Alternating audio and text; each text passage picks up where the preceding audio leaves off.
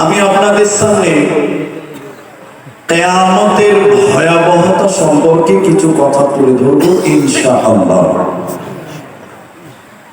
কিয়ামতের দিন যখনই আমরা শব্দটা বলি তখনই মানুষেরা ভীতু সন্ত্রস্ত হয়।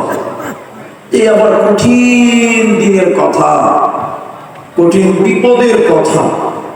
কিন্তু মনে রাখবেন, কিয়ামত কারোর জন্য বিপদ, কারোর জন্য আবার আনন্দ বটে।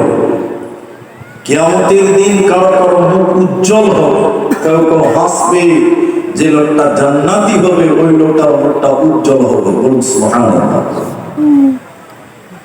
তা কিয়ামতের দিন বিচারটা কিভাবে হবে, কিভাবে করবেন, কিছু সারমর্ম আপনার সামনে তুলে ধরবো।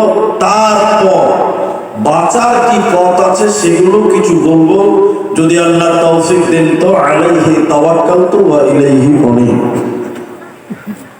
আল্লাহ তাবারাক ওয়া তাআলা এবং তার রাসূল যে সুনান ইবনে মাজাহ হাদিস এসেছে, মান মাতা ওয়া হুয়া মুদমিনুল খামর লাকিয়াল্লাহু তাআলা ওয়া তাআলা।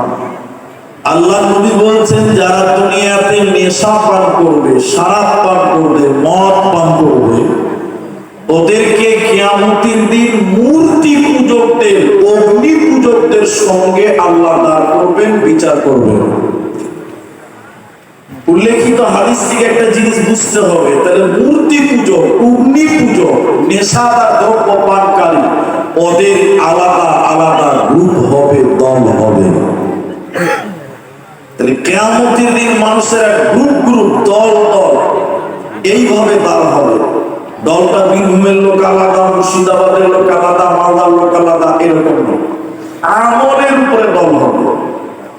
তো প্রথমে বিক্ষিপ্ত ভাবে মানুষেরা যখন কিয়ামতের ময়দানে হাজির হবেন, মানে যে লোকটা কোনোদিন ভালো কাজ করেনি, এই লোকটাও যখন ভালো মানুষদের অন্তর্ভুক্ত হতে চাইবে, দলভুক্ত হতে চাইবেন, আল্লাহ তাবারাক ওয়া তাআলা তাদেরকে হুঁশিয়ার দিবেন, ধমক দিবেন।